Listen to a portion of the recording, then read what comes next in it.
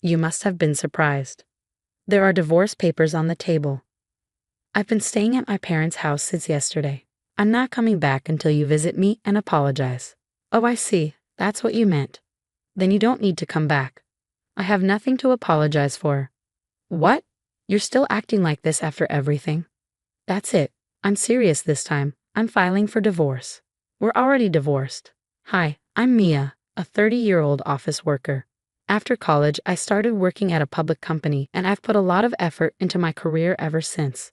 The reason I've been able to work so hard is because of the amazing people in my life. The most important one is my childhood friend, Sophie. Sophie and I met in junior high school. We were in the same badminton club and quickly became best friends. But we were also rivals, constantly pushing each other to be better. We stayed late after practice to train, and before tests, we'd study together and compete for the highest scores. We went to the same high school and later, the same university. We were inseparable and always striving to outdo each other in a friendly way. Sophie played a huge role in shaping who I am today. Even after we started working, we stayed in touch, sharing updates about our lives and motivating each other to keep pushing forward. Sophie followed her dream of studying abroad in Japan after university. She eventually landed a job there and built a life overseas. Ever since she was a kid, she had dreamed of living in another country. It's incredible to see her achieve that. She taught me that if you chase your dreams, opportunities will come your way. When we talk, her happiness and confidence inspire me to think about what I want for my own future. Another important person in my life is my husband, Adam. I met Adam when I was 24 during a group outing. He was a few years older than me and worked for a big company. He came across as thoughtful and kind, and we were both drawn to each other. After a few dates, we started a relationship, and a year later we got married.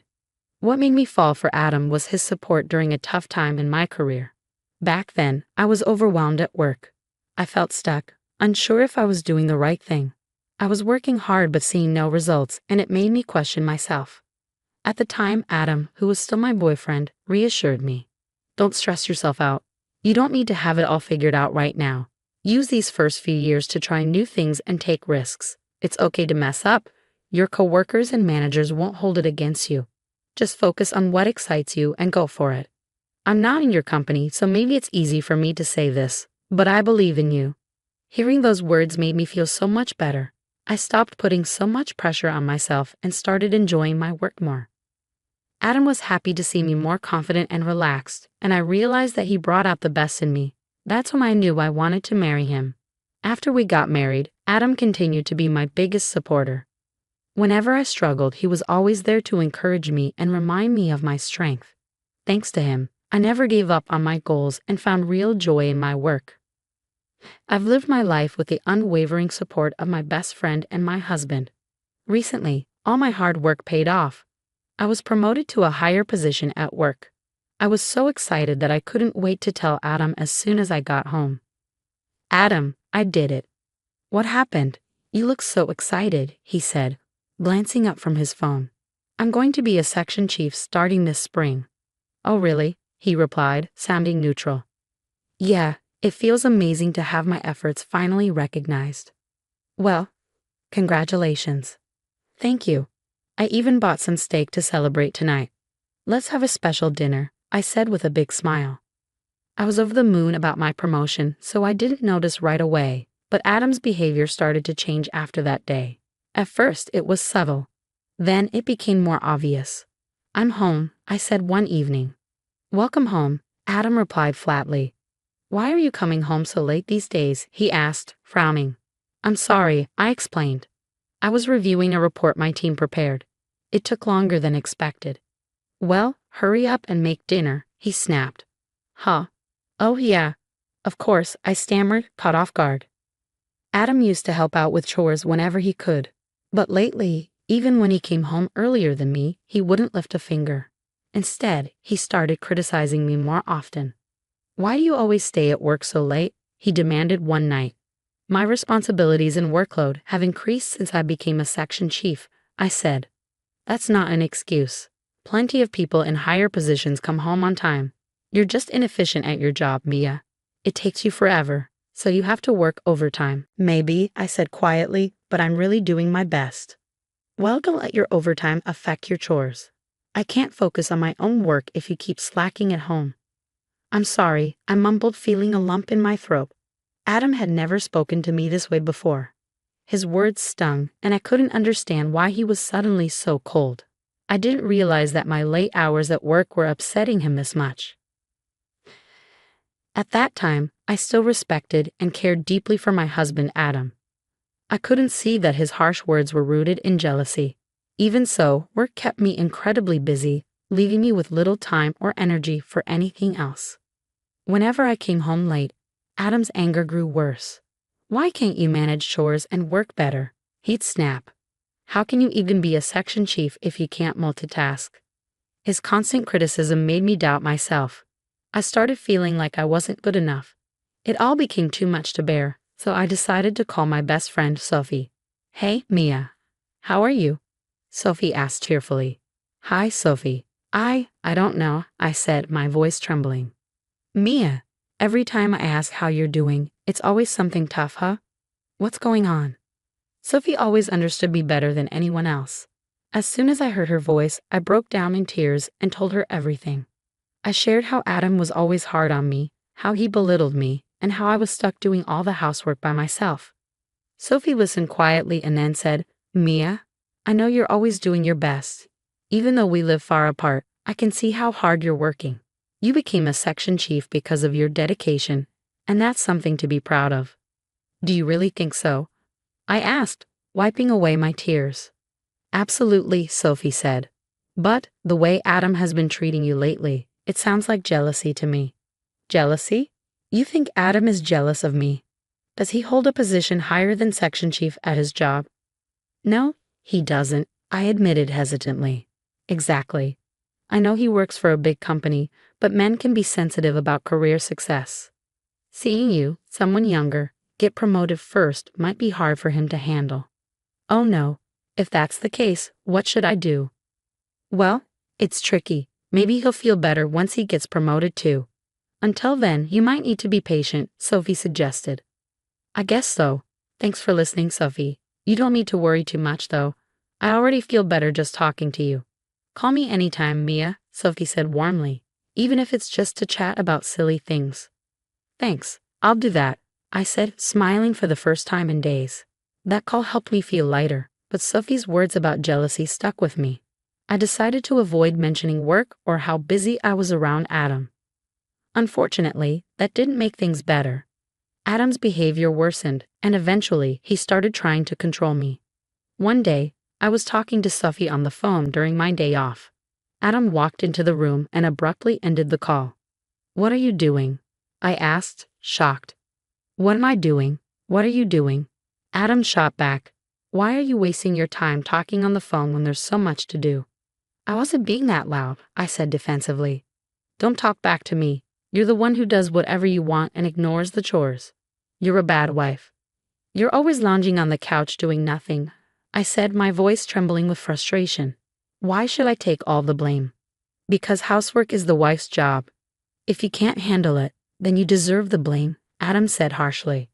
Why do you always look down on me? I asked, hurt. We're husband and wife. We're supposed to be equals. Equals? You and me. Don't be ridiculous, he scoffed. If you don't shape up and start being a better wife, I'll divorce you. Divorce? I asked, stunned. Yes, divorce. Get your act together, or it's over, Adam said before storming out of the room. I sat there in shock, staring at the door as it slammed shut. Slowly, I picked up my phone and messaged Sophie, apologizing for the sudden disconnection. Sophie had heard my husband yelling on the phone and immediately asked if I was okay. She could sense something was wrong. When I told her what Adam had said, she was shocked. That's way over the line. I can't believe he's talking about divorce so easily, Sophie said, disbelief in her voice. I felt the same way. His jealousy had become unbearable. From that moment on, any love I had for Adam started to fade. Then something happened that made all my remaining feelings for him disappear in an instant. I received an exciting message from Sophie. She was getting married. I was so happy for her and couldn't wait to celebrate her big day. A little while later, I got the invitation to the wedding. It would be held in Japan, where Sophie lived. Of course, I was going to go. I had already requested time off from work, but I couldn't bring myself to tell Adam. I knew he'd be upset about it. But I had already booked the tickets. It was time to tell him. I nervously approached Adam and explained that I would be going to Japan for Sophie's wedding. As expected, he exploded. Are you serious? You can't even do the housework properly, and now you want to go abroad. It's not just a trip. It's my best friend's wedding, I replied, trying to stay calm. I don't care what it is. You're my wife. You should be home. If you go, I'll divorce you. Why are you always threatening me with divorce? I'm your wife, but that doesn't mean I can't leave the house for a while. I'll be back right after the wedding. You'll only be alone for a few days. No, you're not going. I've made up my mind, he shouted, cutting me off. Can't you at least try to be reasonable? I asked, frustrated. In a fit of anger, Adam stormed off to his room. That was when I realized I couldn't live like this anymore. From then on, I tried to avoid upsetting him. I quietly packed for the wedding and sent my luggage to my parents' house so Adam wouldn't find out. The day I was leaving for Japan, I stopped by my parents' house before heading to the airport. I was feeling relieved, thinking my plan had worked, and Adam still had no idea I was leaving. I arrived safely in Japan. As soon as I landed, I started getting messages from Adam. Then he called me right away. Hey, where are you? Why aren't you home yet? I'm in Japan, I said, trying to stay calm. What?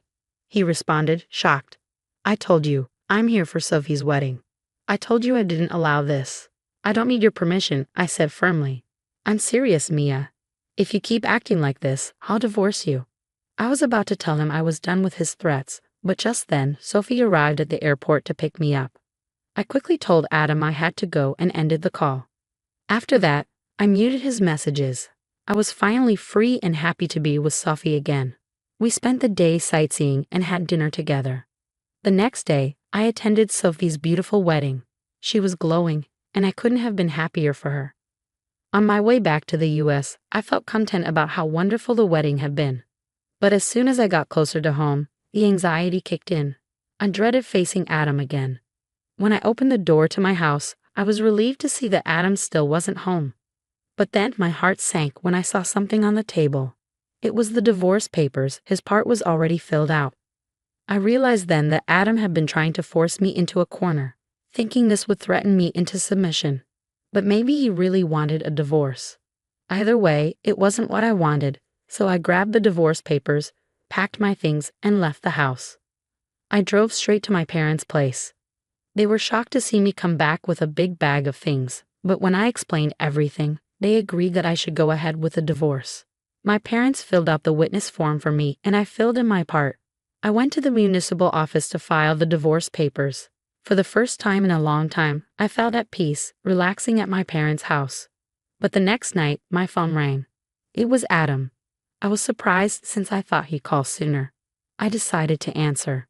And when I did, he spoke to me in a condescending tone, almost like he was smirking. Were you surprised when you found the divorce papers on the table?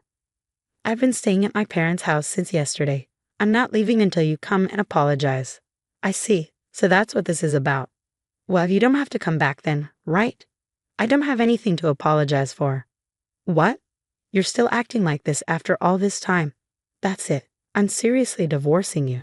We're already divorced. What? I'm glad you already signed the papers. I was planning to leave you anyway when I got back. So now, we're strangers. Wait, you're kidding, right? Of course not. You're the one who put the divorce papers there. Oh no, that was just a threat. Come on. You think threatening me like that will make me more obedient? I need a break. Why do I have to be mistreated every day just to boost your fragile ego and pride? Just because you feel bad I got promoted before you? You're so pathetic, always making rude remarks. I had no idea you were so small-minded. Shut up. Don't try to act like you're in charge just because you got promoted. I'm not acting like I'm in charge. I'm just telling you the truth. You thought I was beneath you when we were dating and first married. You liked pretending to give me good advice, feeling proud of yourself. But now I see you for what you really are, jealous and full of pride. You probably didn't even realize it. Well, thanks to me, now you know. You're mocking me, aren't you? Are we done? I don't have time to argue with a stranger. I've got a high position at work and am busy. I hung up. My ex-husband is probably furious right now. I never wanted to act superior, but after all the hurtful things he said, I had to say something to get under his skin. Later, I found out from mutual friends that he was still angry with me. He said, "I'll find someone more beautiful than her and be happy." So he started using a dating app. The woman he met turned out to be a scam artist. She took all his savings, millions of dollars, all at once. As expected, he was mentally crushed by it. Now he's low on confidence and gloomy every day. People are leaving him, and honestly, he brought it on himself. It was interesting to see what happens when someone loses their composure. Meanwhile, I've been working even harder. I'm now in charge of several big projects. Lena and I are still in touch, and I told her I'm planning to visit her in Japan for a long vacation. I'm going to keep working hard and show her how much I've grown.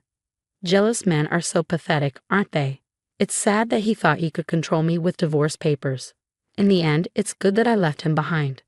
I can live independently, and next time, I'll find someone who doesn't have such a fragile ego.